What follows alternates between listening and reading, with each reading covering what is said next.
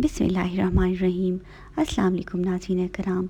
Series रामादन to Mohammad सल्लल्लाहु अलैहि वसल्लम में आपको खुश आमदीद कहते हैं और आज के एपिसोड का आगाज़ करते हैं 59 का। पिछले एपिसोड में आपको ग़ज़वा बदर सारी तालीमात के साथ बताई गई थी और तमाम तारीख़ की रोशनी में उस पर तबसरा किया गया था। सीरीज़ में आज के एपिसोड में शहदाए बदर और कफ़ार के मौलिकीन की तादाद बताएंगे, कैदियों से मामला बताएंगे, दामाद की गिरफ्तारी पर आपका क्या रवैया था ये बताएंगे। नाज़रीन कराम, ग़ज़वा बदर में सिर्फ 14 मुसलमान शहीद हुए। इनमें से 6 महाजर और 8 अंसारी थे। हर साद बिन अबी वक़ास के कम सिन उम्र भाई उमैर बिन अबी वक़ास भी इसी लड़ाई में शहीद हुए। उबैदा बिन अल-हास भी इसी लड़ाई में शहीद हुए। कुरैश के 70 अफराद मारे गए, जिनमें के नामूर, सादार और सिपाहसालार शामिल थे। इतने ही कुफ़ार गिरफ्तार भी हुए, जिन नबी पाक सल्लल्लाहु अलैहि वसल्लम कैदी बनाकर मदीना में लाया गया। इनमें हजूर के चचा अब्बास, दामाद अबू अलास और हज़रत अली के बड़े भाई अकील भी शामिल थे। ये सब बाद में मुसलमान हो गए थे। नबी पाक सल्लल्लाहु अलैहि वसल्लम ने कैदियों के बारे में मशवरा फरमाया तो अबू बकर सिद्दीक़ रज़ियल्लाहु अन्हु की राय को कबूल किया गया और फिदिये के बदले हर एक को रिहा किया गया। और जो बंदा गरीब था उसने 10 मुसलमानों को पढ़ना लिखना सिखाने के बदले उनके रिश्तेदारों को भी रिहा किया गया। अलबत्ता उमर रज़ी अल्लाह तआला उन कैदियों को कत्ल करने का मशवरा दिया जो आप सल्लल्लाहु अलैहि वसल्लम ने ना माना। लेकिन ये सब तो हुआ मगर अल्लाह ताला की तरफ से सूरह अनफाल की आयत में इस तरह फदिया लेकर छोड़ने पर तनबिया आई, गोया वही हज़रत उमर की राय के मुताबिक थी। हजूर के दामाद अबू आस भी गिरफ्तार हुए थे। कानून सबके लिए एक था। इनसे भी फिदिया मांगा गया मगर इनके घर में देने के लिए कुछ ना था। मजबूर होकर इनकी अहलिया ज़ैनब रज़ी अल्लाह ताला अन्हा, जो हज़रत पाक सल्लल्लाहु अलैहि वसल्लम की बेटी थी, ने मक्का से अपना हार आपकी खिदमत में पेश दिया। बेटी का हार देखकर शफीक पाक की आंखों में आंसू आ गए, ख़ुसूसन इसलिए कि यह हर खदीजा रज़ी अल्लाह ताला अन्हा का हार था, जो उनकी महबूब तरीन बीवी थी। उन्होंने बेटी को रुखसत के वक्त हदिया किया था। आप सल्लल्लाहु अलैहि वसल्लम अपनी बेटी के साथ नरमी बरतना चाहते थे और आप किसी शश व पीठ के बगैर ऐसा कर सकते थे, मगर एहतियात का ये आलम था कि आपने इस बारे में पहले सहाबा कराम से मशवरा किया, जिन्होंने सर आंखों पर आपकी हर राय को दिल से तस्लीम किया। इसलिए आपने ज़ैनब के जो हार था वो भी वापस भिजवाया, हज़रत आस को भी छोड़ दिया, पर एक वादा किया कि पहुँचते ही बेटी को मदीना पहुँचाएंगे।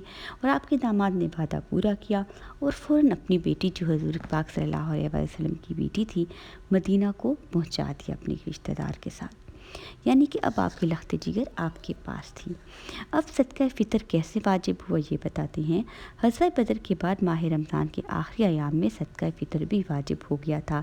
हज़ूर ने 27वीं रमज़ान को सहाबा से खिताब करके हुक्म दिया कि नमाज ईद से पहले भले खजूर, किशमिश, जौ में से किसी एक जिन्स का एक सादा सा या गंदम के दो तकरीबन 2.25 किलो सदका फ़ितर में अदा किए जाएँ, ताकि फ़िकरा मसाकीन भी ईद की खुशियाँ मना सकें। ईद उल फितर अज़ा के त्यौहार एक साथ मशरूफ़ हुए। यकम शवाल को मदीना मुनव्वरा में पहली बार नमाज ईद उल फितर अदा की गई। इसके बाद ज़ुल्हज्जा में ईद उल अज़ा मनाई गई और हर साल रसूल पाक सल्लल्लाहु अलैहि वसल्लम ज़ुल्हज्जा में कुर्बानी करते रहे। मदीना में जहलियत के 2 त्यौहार चले आए थे, इस्लाम ने उन्हें ख़त्म कर दिया और रसूल पाक सल्लल्लाहु अलैहि वसल्लम ने फरमाया, बेशक अल्लाह तुम्हें इनकी निस्बत 2 बेहतर त्यौहार अदा किए हैं, ईद उल फितर और ईद उल अज़ा। इसी साल के आखिर में साहब नसाब अफराद पर ज़कात भी फ़र्ज़ कर दी गई।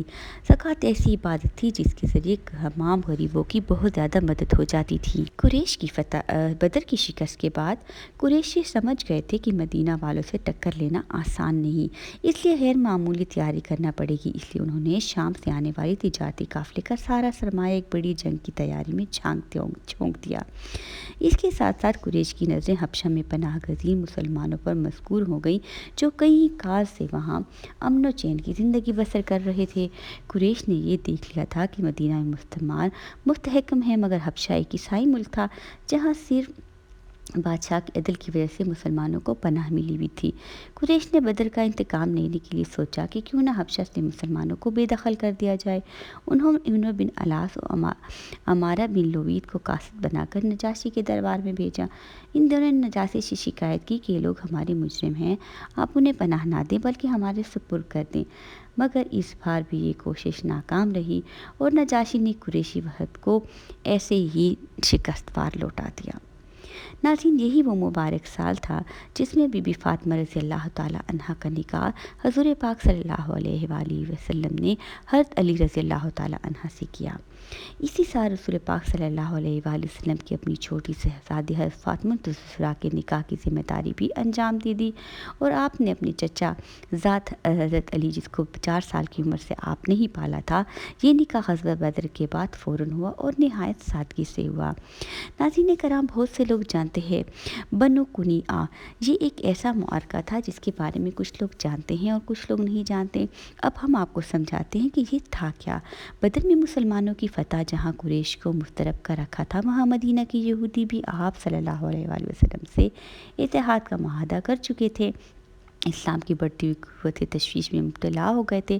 خاص کر بنو کنیعہ کے یہودیوں نے، جو سنار اور سنکار ہوتی کی وجہ سے بڑے دولت مند تھے، غزوہ بدر کے بعد حضور صلی اللہ علیہ وآلہ وسلم سے شک نہیں کرتے ہوئے قریش مکہ سے ساز باز کرنے، ان کا اتحادی بننے میں بھی کوئی باک محسوس نہ کرتے۔ حضور پاک صلی اللہ علیہ وآلہ وسلم کو ان کی خودداری کا پتہ چلا تو خود ان کے محلے میں تشریف لے گئے، جو مدینہ کے محلوں سے ملا ہوا تھا۔ حضور پاک صلی اللہ علیہ وآلہ وسلم نے انہیں جمع کر کے اسلام کے خلاف گٹھ جوڑ سے باہر رہنے کی تقریر کی اور اسلام قبول کرنے کی دعوت بھی دی، جس نے انہوں نے باعدن آمیز جواب دیا، آپ کا واسطہ مکہ کی اناڑی فوج سے پڑا ہے، ہم سے نہیں۔ ان کا رویہ اعلان جنگ کے متراز تھا، تاہم رسول پاک صلی اللہ علیہ وآلہ وسلم نے صبر و تحمل کا مظاہرہ کیا۔ چند دنوں بعد بنو کنیعہ کے یہودیوں نے اپنے صرافہ بازار میں زیور بنوانے کے لیے آنے والے ایک مسلمان خاتون کو بے لباس کرنے کی کوشش کی۔ کسی مسلمان نے یہ منظر دیکھ لیا اور ایک بدماش یہودیوں کو موقع پر قتل کر دیا۔ باقی یہودی قلعہ بند ہو گئے۔ اس کھلونی حرکت کے بعد یہودی کسی رعایت کے مستحق نہ تھے۔ حضور پاک صلی اللہ علیہ وآلہ وسلم نے جب یہ خبر سنی تو فوراً مرتب کی اور ان کے قلعوں کا مظاہرہ کیا۔ یہ 14 شوال سن 2 ہجری کا واقعہ ہے۔ یہ اسلامی تاریخ کی پہلی جنگ تھی جس میں قلعہ بند دشمن کا سامنا تھا۔ 15 دن تک محصور رہنے کے بعد بنو کنیعہ نے ہار مان لی، انہیں سزا کے طور پر جلا وطن کر دیا گیا۔ یہ لوگ مدینہ سے نکل کر شام کے سرحدی علاقے ازیاد میں جا بسے۔ اب آپ کو کچھ بتاتے ہیں غزوہ سویق۔ یہ ایسے کچھ غزوہ ہیں جن کے بارے میں شاید آپ نے تاریخ میں سنا ہی نہیں ہوگا، مطلب آپ نے نہیں سنا ہوگا، تاریخ میں تو ہیں۔ آئیے اس پر بھی ذکر کرتے ہیں۔ مسلمانوں اور یہودیوں میں کشمکش کا آغاز ہوتا دیکھ کر قریش یہود کو ساتھ ملانے کا سوچنے لگے۔ پہلے انہوں نے مدینہ میں بسنے والے یہودیوں سے خفیہ طور پر تعلقات دستور کرنے کا فیصلہ کیا۔ یہ کام بنو امیہ کے رئیس ابو سفیان بن حرب کے سپرد ہوا۔ ابو جہل، ابو لہب اور عتبہ جیسے رئیسوں کی ہلاکت کے بعد ابو سفیان قریش کا قابل ترین فرد مانا جاتا تھا۔ ابو سفیان نے 200 افراد کے ساتھ مدینہ کا رخ کیا اور یہود بنو نذیر کے قلعوں میں قیام کیا۔ یہیں کے رئیس سلام بن مشکم سے اتحاد اور تعاون کے عہد و پیمان ہوئے۔ واپسی میں ابو سفیان نے جاتے جاتے مدینہ کے ایک لستان کو نظر آتش اور ایک انصاری کو شہید کر دیا۔ نبی پاک صلی اللہ علیہ وآلہ وسلم نے خبر ملتے تعقب کیا، مگر مکہ والے فرار ہو گئے۔ بھاگتے وہ اپنا ستوؤں کا توشہ پھینکتے گئے۔ ستو کا عربی میں سویق کہتے ہیں، لہٰذا یہ مہم غزوہ سویق کہلاتی ہے۔ قریش کے مسلح افراد کو اپنے ہاں جگہ دینے اور انہیں مدینہ میں کارروائی کا موقع فراہم کر کے بنو نذیر بھی اہل مدینہ سے معاہدے کی پاسداری کو مشکوک کر چکے تھے۔ بنو نذیر کا ایک رئیس کعب بن اشرف اسلامی دشمن سے زیادہ سرگرم تھا۔ وہ شاعر بھی تھا اور اپنے اشعار سے مجمع میں آگ لگا دیتا تھا۔ اب وہ اشعار میں مسلم خواتین کو ہولناک تخلیل کا نشانہ بنانے لگا، اس کی یا وہ گوئی سے نبی پاک صلی اللہ علیہ وآلہ وسلم نعوذ باللہ محفوظ نہ تھے۔ اس وقت اس نے حد ہی کر دی جب وہ مکہ جا کر قریش کے سرداروں سے ملا اور بدر کے خون مشرکین کی یاد میں ایسے دردناک اشعار کہے کہ حاضرین سراپا انتقام بن گئے۔ میثاق مدینہ کے خلاف یہ سرگرمیاں اسلامی حکومت سے کھلی بغاوت اور بہرحال قابل صدع تھیں۔ حضور پاک صلی اللہ علیہ وآلہ وسلم نے فی الحال بنو نذیر سے جنگ چھیڑنا نہیں چاہتے تھے، مگر حد سے زیادہ فتنہ پھیلانے والے کو مزید موقع دینا بھی مناسب نہ تھا۔ اس لیے آپ نے ایک دن فرمایا، کون ہے جو کعب بن اشرف کو ٹھکانے لگائے؟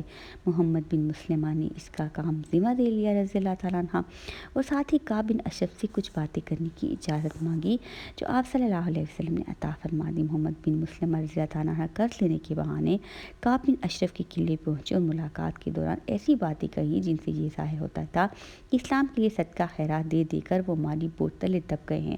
کعب نے کہا، اللہ کی قسم یہ پیغمبر تمہیں مزید تنگ کریں گے۔ جب قرض کی بات آئی تو کعب نے بدلے میں گروی رکھنے کے لیے عورتوں یا بچوں کا مطالبہ کیا۔ محمد بن مسلمہ رضی اللہ تعالیٰ عنہ نے کہا، عورتوں کو تم جیسے عرب کی حسین ترین شخص کے پاس کیسے چھوڑ سکتا ہے؟ بچوں کو یرغمال رکھوایا تو انہیں قرض کے بدلے گروی رہنے والے کا طعنہ ملتا رہے گا۔ ہاں، ہم اپنا اسلحہ تمہارے پاس رکھوا سکتے ہیں۔ کعب بن اشرف اس پر راضی ہو گیا۔ محمد بن مسلمہ رضی اللہ تعالیٰ عنہ رات کو 2-3 ساتھیوں سمیت اسلحہ اٹھائے اس کے قلعے میں پہنچ گئے۔ محمد بن مسلمہ رضی اللہ تعالیٰ ساتھیوں کو سمجھا چکے تھے کہ جب میں اشارہ کروں تو اس پر ٹوٹ پڑنا۔ آخر کعب سے ملاقات ہوئی، اس وقت اس نے بہترین خوشبو لگائی ہوئی تھی۔ محمد بن مسلمہ رضی اللہ تعالیٰ عنہ کہنے لگے، ایسی خوشبو میں نے کبھی نہیں سونگھی۔ وہ شوخی میں آ کر کہنے لگا، ہاں، میرے پاس عرب کی سب سے زیادہ خوشبودار اور حسین ترین عورت ہے۔ محمد بن مسلمہ رضی اللہ تعالیٰ نے کہا، کیا مجھے اجازت ہے کہ تمہاری سر کی خوشبو سونگھوں؟ کعب نے کہا، ہاں، کہہ کر جو ہی سر آگے کیا، محمد بن مسلمہ نے اسے دبوچ لیا اور ساتھیوں کو کہا، اسے نپٹا دو۔ یوں اسلام کی اس دشمن کا کام تمام ہو گیا۔ یہ واقعہ 12 ربیع الاول سن 3 کا ہے۔ حضور پاک صلی اللہ علیہ وآلہ وسلم کی ایک بیٹی کلثوم اب تک کنواری تھی۔ ادھر رسول پاک صلی اللہ علیہ وآلہ وسلم کی بیٹی رقیہ کی وفات کے بعد عثمان غنی رضی اللہ تعالیٰ عنہ تنہا ہو گئے تھے۔ حضور صلی اللہ علیہ وآلہ وسلم نے کلثوم کے نکاح کے لیے مناسب رشتے پر غور کیا تو اب بھی عثمان غنی سے بہتر اور کوئی نہیں تھا۔ چنانچہ جمادی الاخر 3 ہجری میں بیٹی کی انہی سے شادی کر لی اور اس وجہ سے آپ ذوالقرنین کے لقب سے مشہور ہوئے، یعنی آپ 2 بیٹیاں اللہ نے رسول پاک صلی اللہ علیہ وسلم نے آپ کو نکاح میں دی تھی۔ قریش ایک طرف تو بدر کا انتقام لینے کے لیے جنگ کی تیاریاں کر رہے تھے، دوسری طرف اس سال انہوں نے موسم گرما کا تجارتی قافلہ شام کے بجائے عراق بھیجنے کا فیصلہ کیا، کیونکہ مدینہ کے آس پاس سے گزرنا اب ان کے لیے بہت خطرناک ہو چکا تھا۔ صفوان بن امیہ اور ابو سفیان کی قیادت میں قافلہ مکہ سے عراق کی طرف روانہ ہوا، جس کے سامان میں چاندنی کا بڑا ذخیرہ شامل تھا، مگر راستے میں نجد کی سنگلاخ زمین سے گزرتے ہوئے کردہ کے مقام پر انہوں نے حضور پاک صلی اللہ علیہ وآلہ وسلم کے بھیجے ہوئے مسلح مہاجرین سے پالا پڑ گیا، جو زید بن حارثہ رضی اللہ عنہ کی کمان میں تھے۔ مکہ والوں کو سب کچھ چھوڑ چھاڑ کر واپس بھاگنا پڑا۔ ان کا مال و اسباب جو مسلمانوں کے ہاتھ آیا 1 لاکھ درہم کا تھا۔ قریش کے لیے مدینہ پر چڑھائی کی کئی محرکات جمع ہو چکے تھے۔ تجارتی راستوں کی بندش تبھی کھولی جا سکتی تھی جب مسلمانوں کو نہتا کیا جاتا۔ بدر کی مہلکین کا انتقام بھی مدینہ پر حملہ کر ہی لیا جا سکتا تھا۔ عرب میں اپنا سابقہ آن بان بحال کرنے کا بھی ان کے خیال میں اور کوئی طریقہ نہ تھا، لہٰذا ایک فیصلہ کن جنگ ناگزیر ہو چکی تھی۔ قریش نے اپنا سارا تجارتی نفع خرچ کر کے ایک زبردست لشکر تیار کیا، جس میں ان کے خلیف قبیلوں احابیش کے جنگجو بھی شامل تھے۔ 3000 کے اس لشکر میں 200 گھڑ سوار اور 700 زرہ پوش سپاہی تھے۔ 15 مریسا خواں عورتیں بھی تھیں جو بدر کی مغولین کے نوحے پڑھ پڑھ کو فوج کو جوش دلاتی تھیں۔ اس لشکر بابہ رباب ہوتے ہی حضور پاک صلی اللہ علیہ وسلم کے چچا حضرت عباس نے بنو غفار کے ایک تیز رفتار سوار کو اطلاع رکھا دے کر مدینہ بھیج دیا۔ چنانچہ لشکر کے پہنچنے سے کئی دن قبل رسول پاک صلی اللہ علیہ وسلم کو یلغار کی اطلاع مل گئی۔ چنانچہ مدینہ کے جنوب میں لاوے کی کثرت ہے جہاں لڑنا دشوار ہے، لہٰذا لشکری قریش مدینہ کے گرد چکر کاٹ کر شمال میں پہنچ گیا اور یہاں کوہ احد کے مغرب میں زغابہ میں خیمہ زن ہوا۔ یہ شوال سن 3 ہجری کے پہلے عشرے کا واقعہ ہے۔ قریش جنگ بدر کا پورا بدلہ لینے چاہتے تھے۔ فتح کے بعد وہ اسی سمت سے مدینہ میں گھس سکتے تھے، کیونکہ باقی 2 اطراف سے مدینہ جلسی ہوئی پہاڑیوں اور ایک جانب سے باہات کی دیواروں میں گھرا ہوا تھا۔ ادھر نبی پاک صلی اللہ علیہ وسلم مدینہ منورہ میں صحابہ کرام سے جنگ کے بارے میں مشورہ کر رہے تھے، چنانچہ اتنی بڑی فوج سے دو بر مقابلے میں خاصی جانی نقصان کا خدشہ تھا، اس لیے رسول پاک صلی اللہ علیہ وآلہ وسلم کی رائے یہ تھی کہ شہر میں رہ کر محصورانہ جنگ کی جائے۔ عبداللہ بن ابی بزلی کی وجہ سے آمنے سامنے کی جنگ سے گھبرا رہا تھا، اس لیے ہاں میں ہاں ملائی، مگر نوجوان شمشیر زنی کے جوہر دکھانے کے لیے بے چین تھے، انہوں نے باہر نکل کر لڑنے پر اصرار کیا۔ ان میں سے بہت سو کو جنگ بدر میں شرکت نہ کرنے کا رنج تھا اور شہادت کی امنگ ان کے دلوں میں مچل رہی تھی۔ ان کا جوش دیکھ کر نبی پاک صلی اللہ علیہ وسلم خاموشی سے گھر تشریف لے گئے اور پھر ذرا پہن کر ہتھیار بندے مجمع میں تشریف لائے۔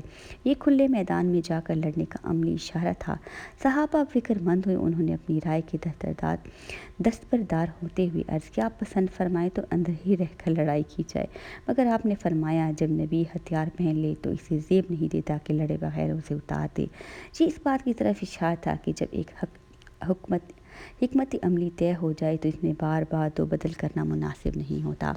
نبی پاک صلی اللہ علیہ وآلہ وسلم نے جمعے کی نماز پڑھا کر لشکر مرتب کیا اور سپہر کے شہر کے اندرونی محلوں اور کوچوں سے گزرتے ہوئے شمالی سمت کو روانہ ہوئے، جدھر قریش پڑاؤ ڈالے ہوئے تھے۔ یہ ضروری تھا کہ انہیں چونکا کیے بغیر مناسب مقام تک پہنچانا جاتا، اس لیے رسول پاک صلی اللہ علیہ وسلم کسی نئے راستے سے نکلنا چاہتے تھے۔ شہر کے کنارے بنو حارثہ کے محلے میں پہنچ کر آپ نے فرمایا، کوئی ہے جو ہمیں ایسے راستے سے دشمن کے قریب پہنچا دے کہ ہمیں ان کے سامنے سے نہ گزرنا پڑے۔ اسی محلے کے ایک صحابی ابو خشمہ رضی اللہ تعالیٰ نے عرض کیا، اللہ کے رسول، میں اس خدمت کے لیے حاضر ہوں۔ وہ اسلامی فوج کو باغات کے اندرونی راستوں سے گزار کر آبادی سے باہر لے گئے۔ منافقوں نے اس موقع پر اپنی اسلامی دشمنی کا پورا مظاہرہ کیا۔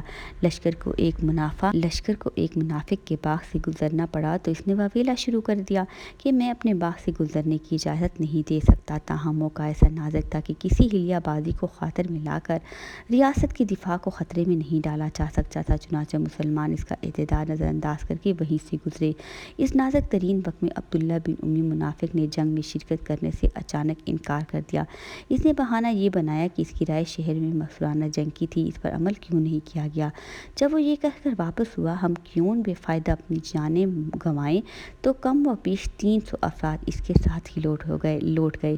یہ اس حقیقت کا کھلا ثبوت تھا کہ مدینہ میں منافقوں کی تعداد سینکڑوں میں تھی۔ جو اسلام کی جڑیں کاٹنے پر تلے، صورتحال ایسی تھی کہ نہزداروں کو روکنے کی کوشش کرنا ایک نئی جنگ مول لینے کے مترادف تھا۔ اس لیے حضور پاک صلی اللہ علیہ وآلہ وسلم نے خاموشی اختیار کی۔ لشکر کا 1/3 حصہ کم ہو گیا تھا، اب لگ بھگ 700 افراد رہ گئے تھے۔ اگر منافقین شروع سے لشکر کے ساتھ نہ چلتے تو اتنا حوصلہ شکنی نہ ہوتی، مگر اب ان کے اچانک چلے جانے سے اسلامی فوج کو سخت جھٹکا لگا۔ اللہ کی رحمت اور حضور صلی اللہ علیہ وآلہ وسلم جیسے بے مثال قائد کی رہنمائی سامنے حال تھی، اس لیے مسلمان ہمت نہ ہارے۔ در حقیقت مدینہ کو پہلے کبھی اتنی سنگین صورتحال کا سامنا کرنا ہی نہیں پڑا تھا۔ جنگ بدر مدینہ سے 70 میل دور ہوئی تھی، لہٰذا شہر خطرے کی زد سے دور تھا، مگر اب طبلِ جنگ مدینہ کے دروازے پر بج رہا تھا۔ لڑائی میں کامیابی کے امکانات بظاہر کم تھے، مگر رسول پاک صلی اللہ علیہ وآلہ وسلم ایمان شجاعت کی انتہا پر تھے، ہر ممکنہ تدابیر پر غور فرما رہے تھے۔ دوسری طرف قریش مدینہ کے باہر پڑاؤ ڈال کر بے فکر ہو گئے تھے۔ انہوں نے مدینہ سے باہر نکلنے والے راستوں کی ناکہ بندی بالغ ضرورت محسوس نہیں کی تھی، اس لیے انہوں نے کسی موزوں میدان جنگ کی تلاش بھی اہم نہیں سمجھی تھی۔ نبی پاک صلی اللہ علیہ وآلہ وسلم نے ان کی غفلت سے فائدہ اٹھایا اور قریش کے پڑاؤ کو اپنے بائیں ہاتھ پر چھوڑتے ہوئے شہر سے اتنا باہر نکل آئے کہ کوہ احد کے دامن میں پہنچ گئے۔ بظاہر یہ خطرناک اقدام بھی تھا، کیونکہ اب قریش تھوڑی سی مستعدی دکھا کر لشکر اسلام اور مدینہ کے درمیان حائل ہو سکتے تھے، لیکن رسول پاک صلی اللہ علیہ وآلہ وسلم کو یقین تھا کہ جنگ کا فیصلہ ہونے سے پہلے قریش مدینہ میں داخل ہونے کی جرات نہیں کرے گا، کیونکہ اس صورت میں لشکر اسلام انہیں پشت سے گھیر سکتا ہے۔ رسول صلی اللہ علیہ وآلہ وسلم اپنی ادبی کمی کو پیش نظر رکھتے ہوئے محسوس کر رہے تھے کہ کسی عام میدان میں جنگ جیتنا مشکل ہے، اس لیے آپ کو ایسے خاص مقام کی تلاش تھی جہاں اپنی قوت کو محسوس رکھتے ہوئے دشمن پر جارحانہ حملہ کیا جا سکے۔ یہ تب ہی ہو سکتا تھا جب پشت اور دائیں بائیں سے گھرنے کا خطرہ نہ ہوتا، اور ایسا احد پہاڑ کے دامن ہی ممکن تھا۔ یہ مدینہ کا سب سے بلند پہاڑ ہے جو شہر سے 5.25 کلومیٹر شمال میں واقع ہے۔ یہ جنوب مشرق سے شمال مشرق کو اس طرح پھیلا ہوا ہے کہ لمبائی 5 میل 7 کلومیٹر، چوڑائی 2 میل 3.25 کلومیٹر تک چلی گئی ہے۔ اس موقع پر رسول پاک صلی اللہ علیہ وآلہ وسلم نے فوج کا از سر نو جائزہ لیا۔ عبداللہ بن عمر، اسامہ بن زید، زید بن ارقم، برا بن غارب، زید بن ثاقب، ابو سعدی رضی اللہ عنہ صرف 14 سال کے بہت شوق سے جہاد میں ساتھ چلے آئے تھے۔ آپ نے ان کو واپس فرما دیا۔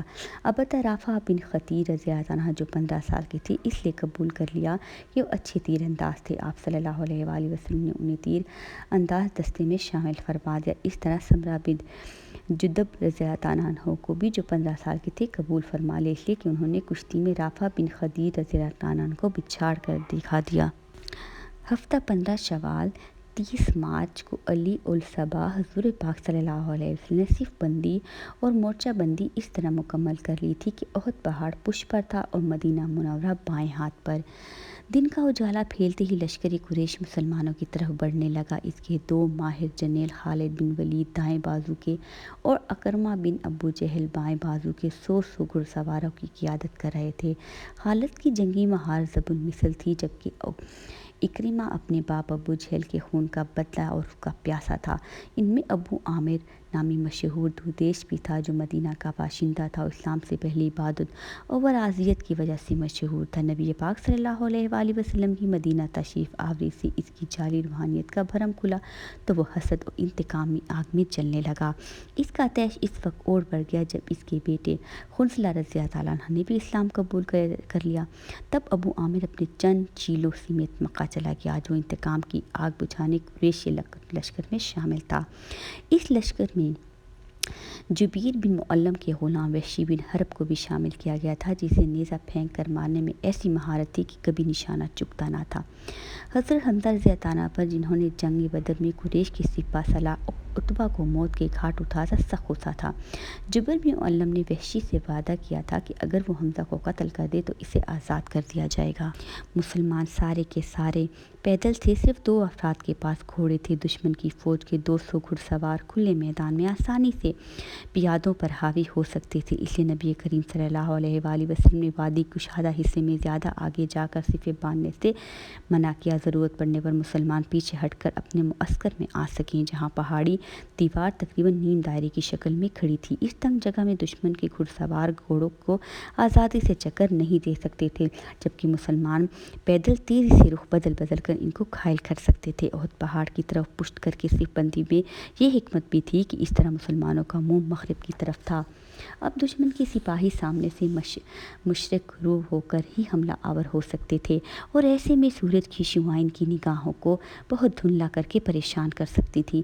مسلمانوں کی پشت پر اتنی دشوار گزار ڈھلوان تھی کہ اس پر گھوڑا چڑھنا ممکن نہیں تھا۔ ہاں، شکست کی صورت میں پیدل مسلمان اس ڈھلوان پر چڑھ سکتے تھے۔ قریش گھڑ سواروں میں تیر اندازی اور سنگ بازی کر کے خود کو بچا سکتے تھے۔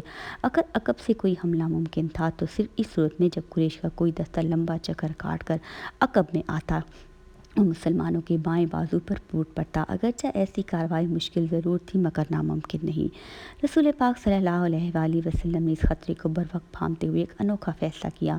میدان جنگ میں لشکر اسلام کی بائیں طرف پہاڑ سے خاصا دور ہٹ کر ایک لمبا چٹپا ٹیلہ تھا۔ اس کی پچھلی سمت معمولی بلند تھی جس پر گھڑ سوار چڑھ سکتے تھے، البتہ اگلا حصہ جو میدان کی طرف تھا خاصا اونچا تھا۔ رسول پاک صلی اللہ علیہ وآلہ وسلم نے عبداللہ بن جبیر رضی اللہ عنہ کی کمان میں 50 تیر اندازوں کا ایک دستہ اس ٹیلے پر مقرر کر دیا تھا اور ہدایت دی تھی کہ کسی حالت میں بھی اپنی جگہ مت چھوڑنا۔ یہ تیر انداز اس ٹیلے سے چاروں طرف دور دور تک دیکھ سکتے تھے۔ ان کے پیچھے کوہ احد تھا، بائیں ہاتھ پر مدینہ اور سامنے دشمن۔ ان کی موجودگی میں دشمن مسلمانوں پر پیچھے سے حملہ کرنے کے لیے ٹیلے کا چکر نہیں کاٹ سکتا تھا۔ اگر وہ مدینہ میں گھسنے کی کوشش کرتا تو تیر انداز عقب سے انہیں نشانہ بناتے اور نبی پاک صلی اللہ علیہ وسلم فوراً خبر دے کر ان کا تعاقب فرماتے۔ اگر قریش گھوم کر مسلمانوں کے عقب میں آتے تب بھی تیر اندازوں سے بڑے بغیر آگے جانا ممکن نہ تھا۔ جنگ شروع ہونے سے پہلے قریش کے سپہ سالار ابو سفیان نے آخری تنبیہ کے طور پر انصار کو پیغام بھیجا، تم ہمارے چچا زاد کا ساتھ چھوڑ دو، ہم واپس چلے جائیں گے، ہمیں تم سے لڑنے کی کوئی ضرورت نہیں۔ انصار نے اس پیغام کا سخت جواب دے کر قاصد کو لوٹا دیا۔ اب دونوں طرف کے لوگ عمومی حملے کے لیے تیار کھڑے تھے۔ نبی پاک صلی اللہ علیہ وسلم نے ضروری سمجھا کہ طاقتور دشمن پر ابتدا میں نفسیاتی دباؤ ڈالا جائے۔ ایسا بہادری اور سرفروشی کے غیر معمولی مظاہرے اسی ممکن تھا۔ اس لیے جناب رسول پاک صلی اللہ علیہ وسلم نے صحابہ کرام کے جذبات کو ابھارتے ہوئے اپنی تلوار لہرائی اور فرمایا، اسے کون لے گا؟ کئی جانصاروں نے اپنے ہاتھ بڑھائے۔ رسول پاک صلی اللہ علیہ وسلم نے تلوار پیچھے کر لی اور فرمایا، اس کا حق ادا کرنے کی ضمانت پر کون لے گا؟ انصار کے نامور شمشیر زن ابو جابر کھڑے ہوئے، جانا رضی اللہ تعالیٰ عنہ کھڑے ہوئے اور پوچھا، حق سے کیا مراد ہے؟ فرمایا، اسے اتنا چلاؤ کہ خون سے رنگین ہو جائے۔ انہوں نے عرض کیا، میں حق ادا کرنے کی ضمانت پر لیتا ہوں۔ تلوار لیتے ہی انہوں نے سر پر سرخ پٹی باندھ لی۔ میدان میں اترے وقت یہ ان کی عادت تھی، یہ دیکھ کر سب نے بے اختیار کیا۔ ابو دجانہ نے موت کی پٹی باندھ لی۔ ابو درجانہ رضی اللہ تعالیٰ عنہ تلوار سنت کر دونوں صفوں کے درمیان اکڑتے ہوئے گھوم رہے تھے۔ حضرت پاک صلی اللہ علیہ وسلم نے دیکھ کر فرمایا، اللہ کو یہ چال صرف ایسے موقع پر پسند ہے۔ اس کے بعد دونوں طرف سے انفرادی مقابلے ہوئے۔ مشرکین کا نامور پہلوان طلحہ بن ابی طلحہ اونٹ پر سوار نکلا۔ ادھر سے زبیر بن عوام پیدل نمودار ہوئے اور اچھل کر اس کے اونٹ پر چڑھ گئے، ساتھ ہی اسے دھکیل کر زمین پر گرایا، تلوار سے ذبح کر دیا۔ پھر مقبول کا بھائی ابو سعد آیا، سعد بن ابی وقاص رضی اللہ تعالیٰ عنہ کے ہاتھوں مارا گیا۔ یہ دیکھ کر مقتول کے دو بھتیجے ماصفہ اور جلاس میدان میں، لیکن ادھر سے عاصم بن ثابت رضی اللہ تعالیٰ عنہ کمان سنبھال کر کھڑے ہوئے اور دونوں کو تیروں کا نشانہ بنایا۔ ناظرین کرام، آگے آپ کو چلا کے احد کی پوری تاریخ بتائیں گے۔ آج کے ایپیسوڈ میں ہم نے صدقہ فطر، نماز، عید، زکوٰۃ کب فرض ہوئے، یہود سے پہلا موقع کب ہوا، فاطمہ رضی اللہ تعالیٰ عنہا کا نکاح کب اور کس ہجری میں ہوا، سب پہ ایک نظر دوڑائی ہے۔ تاریخ کی روشنی میں احد کی لڑائی کا انتقام، احد کی لڑائی کا شکست، احد کی لڑائی میں کیا غلطی ہوئی، یہ سب آپ کو بتائیں گے، اور ایک جیتی ہوئی جنگ کیسے ہار دی گئی یہ بھی بتائیں گے۔ ناظرین کرام، اس کڑی سے جڑ جائے، لائک شیئر اور سبسکرائب کرنا مت بھولیے، بیل آئیکن کو ضرور دبائیے گا تاکہ آنے والے ہر ایپیسوڈ آپ کو ملے۔ جزاکم اللہ خیر۔